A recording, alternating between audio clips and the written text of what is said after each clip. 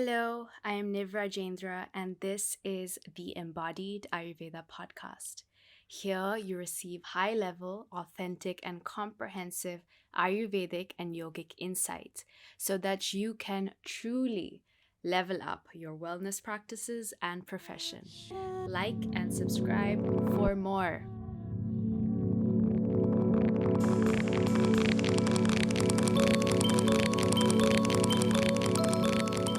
What does Ayurveda have to say about sex? Are there actual protocols for optimizing pleasure in sex based on what time you're having sex or how often you're engaging in it? Does sex really have any relevance at all to the quality of your physical and emotional well being? Could there be a tie between your resilience to mental stress and sickness and the way in which you're engaging in sex? Yes, yes, and yes. Let's get into it. What exactly are we going to be covering today? 1. The relationship between sex and our immune strength. 2. How tuning into a daily and seasonal cycles can ensure that the sex you're having is actually nourishing you and not depleting your body's immune strength. 3. Foods to include in your diet that specifically replenish libido and your reproductive organs. And 4.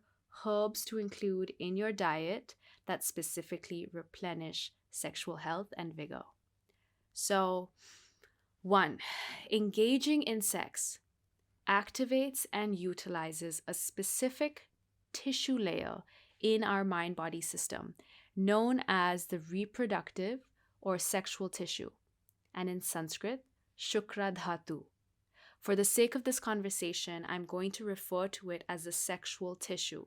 According to Ayurvedic physiology, the sexual tissue is the last and most subtle of 7 tissues that make up the build and functioning of our bodies.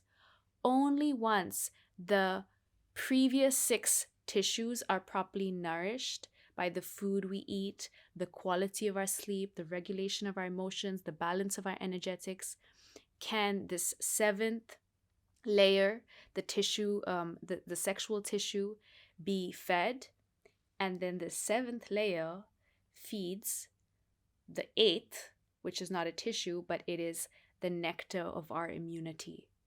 This nectar is known as ojas, this essence. It's the prime energy reserve of our body. It helps protect you against disorders. It is overall vitality, providing you with a shield of protection against any kind of stressful situation, viral load, injury, disorder.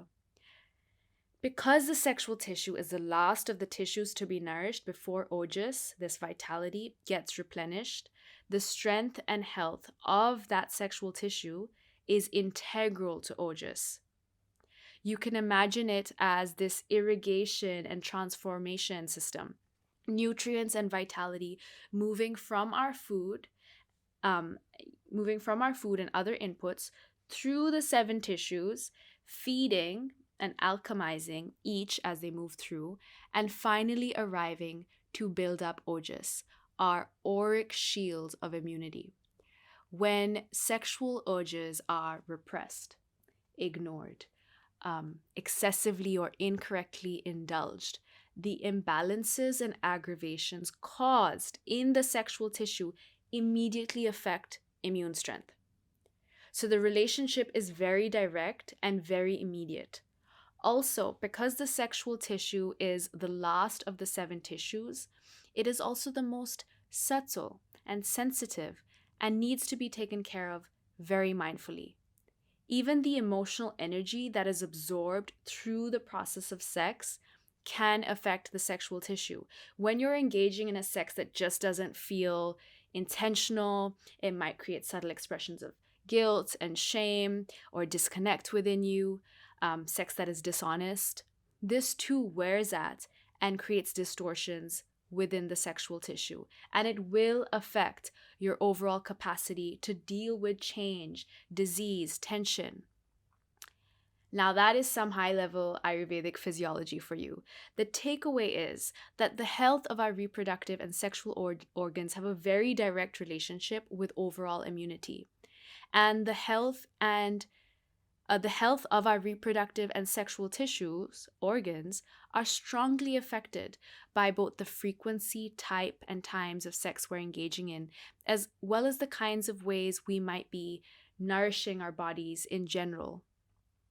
And to also, um, you know, just as a reminder that when we do have sex, we tend to lose fluids, right? Men more so than women. And that is an active loss of sexual tissue. So you can even see it as that. And so men are affected more than women, and men have to be actually more mindful than women about replenishing their sexual tissue. And that's a subtopic that maybe we get into another time. 2, which is how do you know when and how much sex to have? But this can feed into that. Number 2, our bodies and environments are governed by cycles. Different points of the cycles reflect the different functional energies or doshas that are more or less active at that time. You're going to hear me also talk about cycles a lot and syncing and tuning into these cycles because it is everything. But if you don't know what doshas are, these are the elemental energetics that govern all functions and actions in the world. We have 3: vata, pitta, and kapha. Vata is the energy of air and space. It is fluctuation, dryness, depletion. Pitta is the energy of fire. It is heat and metabolism. Kapha is the energy of earth, stamina, wetness. So intuitively, you might guess when it is the kapha time of day or year, that is when you want to be having sex. Natural lubrication. Because kapha is the energetic of earth and water. So really it's moist, it's grounding, there's natural stamina, natural vitality, less opportunity for depletion. The environment is supporting your urges. So early in the morning time between 6 and 10 a.m. is a kapha time, and later in the evening between around 6 and 10 p.m., but I'd say a little bit earlier than later is better. This is a kapha time. These are preferred times for sex. As opposed to later than that, it's going to keep you up, or the middle of the afternoon when it's very hot and drying and depleting. And then you have winter and spring. These are moments of kapha in our daily and seasonal cycles. So the Ayurvedic texts actually say that in winter, it is healthy to have sex every single day, as opposed to late summer, fall, which is high in vata, which is, again, I said, like fluctuating, dry, depleting energy. You don't want to be doing things that add to that depletion. So in that time, it is recommended to only have sex twice a week.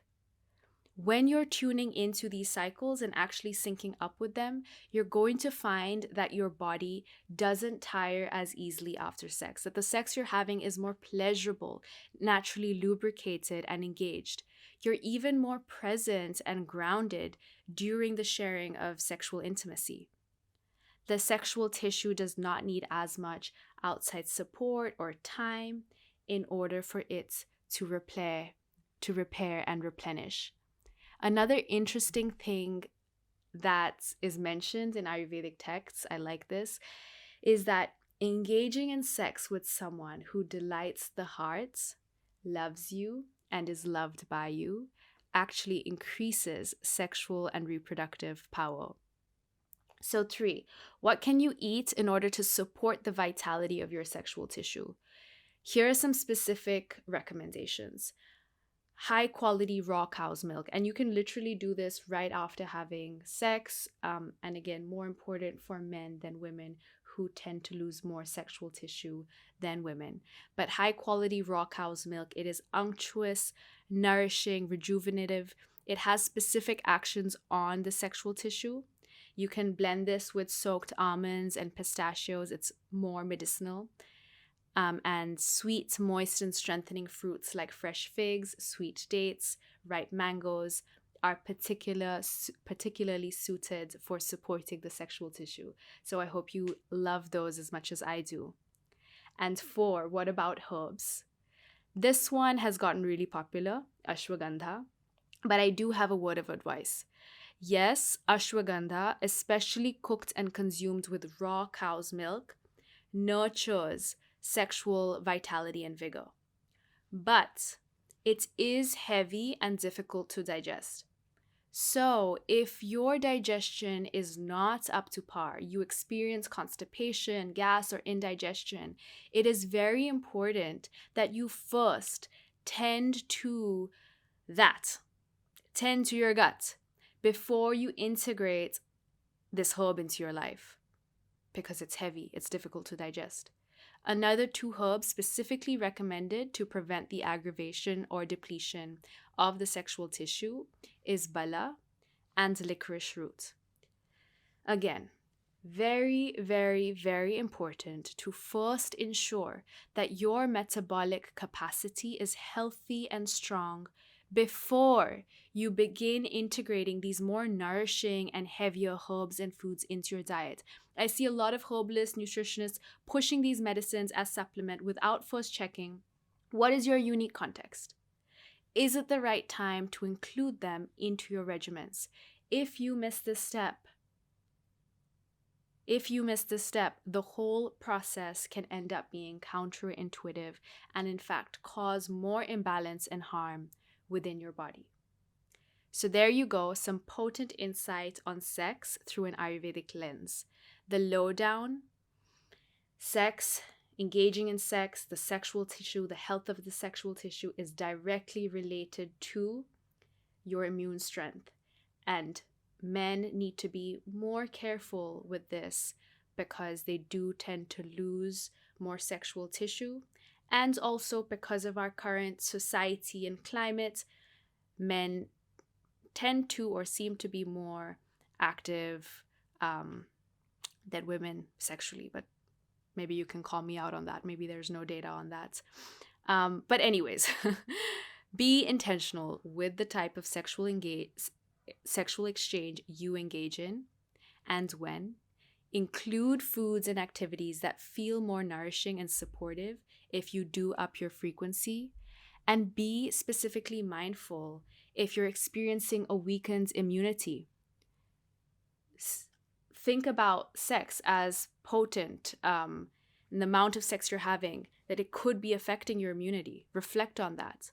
If you are experiencing a general sense of heightened anxiety or uneasiness, sexual frustrations, low libido, or planning pregnancy, think about some of these factors that I just brought to you.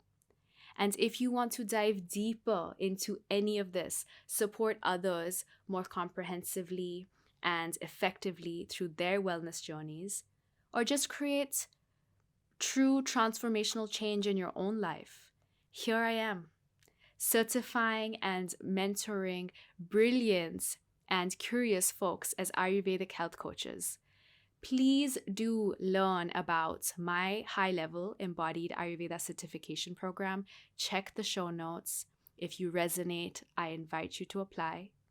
Till then, I am Nivra Jendra, your favorite Ayurvedic health coach and educator. This podcast is brought to you by your Health Compass. Big love. Bye.